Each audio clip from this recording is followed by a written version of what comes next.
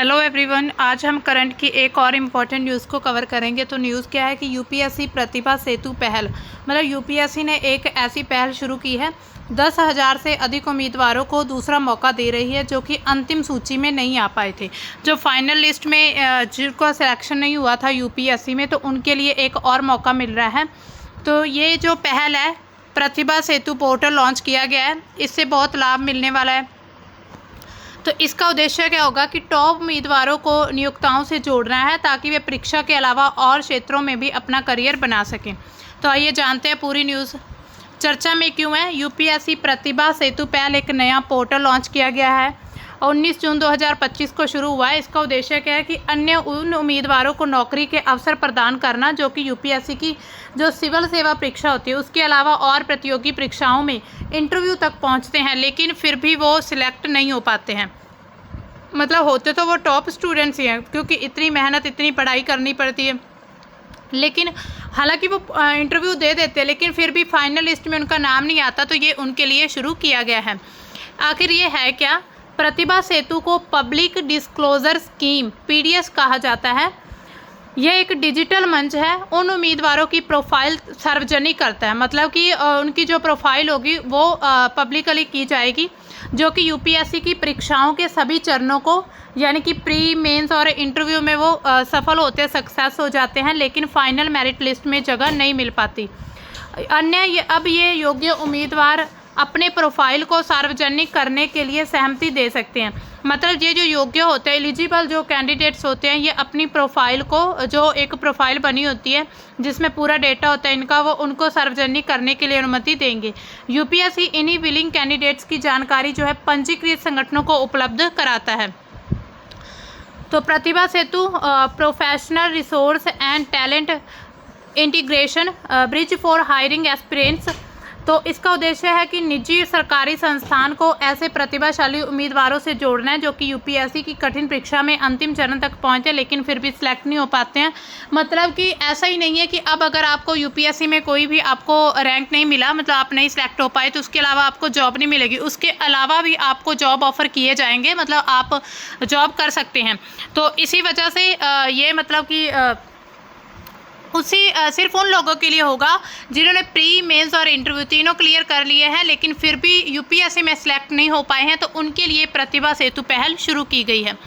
अब काम कैसे करती है योजना? यूपीएससी जो है केंद्रीय मंत्रालय, सरकारी बॉडीज़ जो होती हैं पंजीकृत, मतलब कि जो प्राइवेट होती हैं या फिर निजी कंपनियाँ होती हैं, उनको लॉगिन आईडी और पासवर्ड मुहैया कराएगा, जिससे वो डिजिटल डेटाबेस में जाकर जो भी इच्छुक उम्मीदवार हैं, मतलब कि जो विलिंग उम्मीदवार होते हैं, कैंडिडेट्स जो करना चाहते हैं काम, तो उनके जो है मतलब एजुकेशन क्वालिफिकेशन क्या है, उनकी संपर्क विवरण, मतलब उनसे कांटेक्ट वगैरह और जानकारी वो देखेंगे और योग्य उम्मीदवारों तक जो पहुंच आसान हो जाएगी और उनको फिर अपने क्षेत्र में जो भी उनका फील्ड होगा उसमें जॉब दी जाएगी।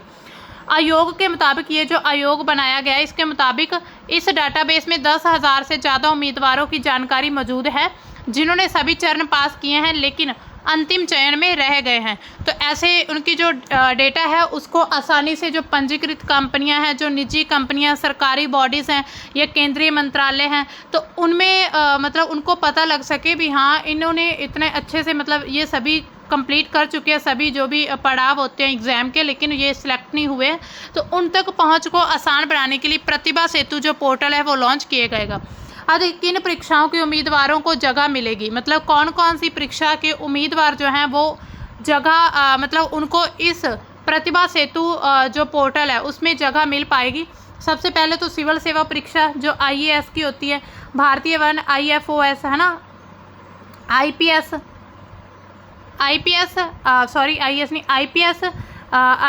है ना, तो IFOS, केंद्रीय सशस्त्र पुलिस बल CAPF, इंजीनियरिंग सेवा परीक्षा, सम्मिलित चिकित्सा सेवा परीक्षा, आर्थिक सांख्यिक सेवा परीक्षा, सम्मिलित भूवैज्ञानिक परीक्षा, सम्मिलित रक्षा सेवा परीक्षा। तो इन सभी के जो इन सभी के जो उम्मीदवार होंगे इन एग्ज़ाम्स को, तो जो पास तो कर लेंगे लेकिन फिर भी सिलेक्ट नहीं होंगे, तो उनको कहीं और, मतलब जो भी सरकारी मंत्रालय होते हैं, केंद्रीय मंत्रालय, तो उनमें इनको जॉब दी जाएगी।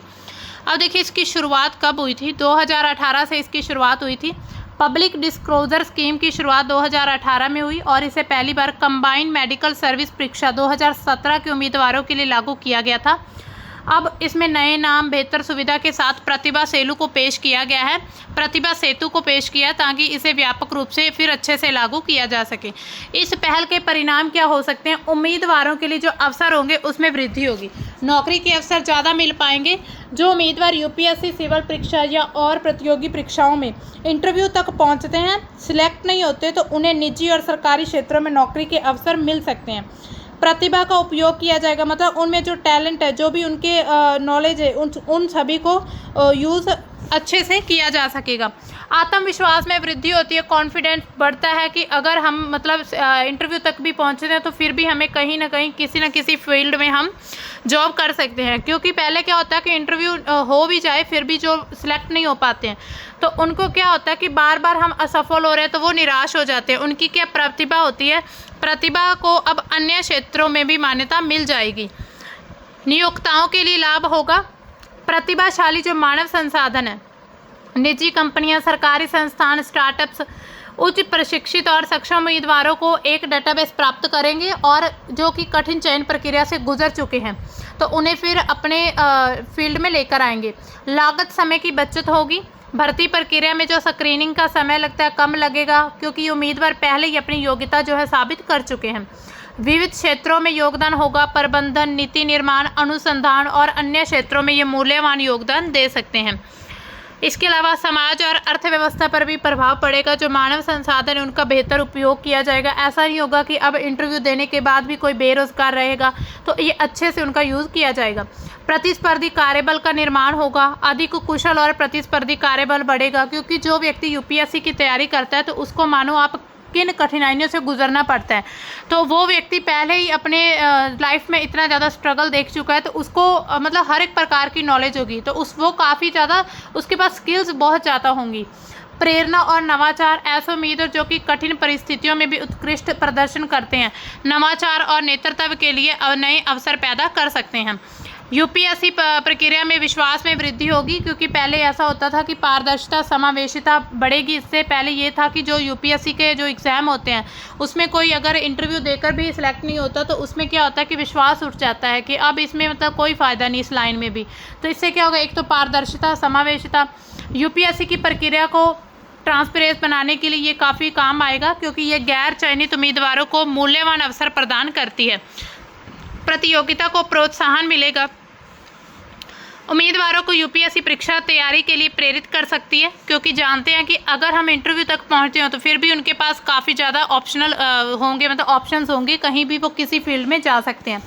संभावित चुनौतियां, उनके परिणाम भी देखने को मिलेंगे। उम्मीदवारों की जो प्राइवेसी है, यदि डेटा साझा करने में प्राइवेसी का ध्यान नहीं रखा जाता तो उम्मीदवारों की जो व्यक्तिगत जानकारी उसका मिसयूज़ किया जा सकता है। नियोक्ताओं की रुचि, यदि नियोक्ता इस पोर्टल का उपयोग करने में अगर रुचि नहीं दिखाए तो फिर भी उन कैंडिडेट्स को कोई फ़ायदा नहीं होगा। गलत धारणाएं, कुछ उम्मीदवार या समाज में यह गलत धारणा बन सकती है कि ये पहल यूपीएससी चयन प्रक्रिया को प्रभावित करती है, जो कि ये सच नहीं है।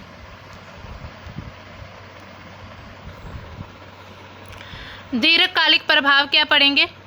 नीति निर्माण में योगदान, ये पहल भविष्य में अन्य प्रतियोगी परीक्षाओं के लिए एक मॉडल बनेगी जहां पर जो नहीं सिलेक्ट हो पाते उनकी प्रतिभा का उपयोग किया जाएगा।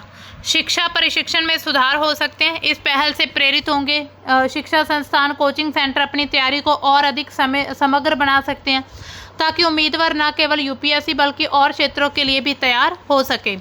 तो अब जो यूपीएससी का जो मतलब इंटरव्यू देते हैं लेकिन सिलेक्ट नहीं होते तो उनके लिए बहुत अच्छा अवसर है कि उनको प्रतिभा सेतु पोर्टल के ज़रिए उनकी जानकारी है जो निजी, प्राइवेट या सरकारी मंत्रालय और संस्थानों तक पहुंचा दी जाएगी। जिनको भी मतलब ऐसे स्किलफुल जो भी कैंडिडेट्स होते हैं उनकी ज़रूरत है तो वो उनसे कांटेक्ट करके उन्हें जॉब दे सकते हैं। तो ये थी हमारी आज की न्यूज़ जो कि यूपीएससी के द्वारा कुछ बदलाव किया गया है। तो आई होप समझ आ गया होगा। तो मिलते हैं हम अपने नेक्स्ट न्यूज़ में, तब तक के लिए बाय, थैंक्स फॉर वॉचिंग।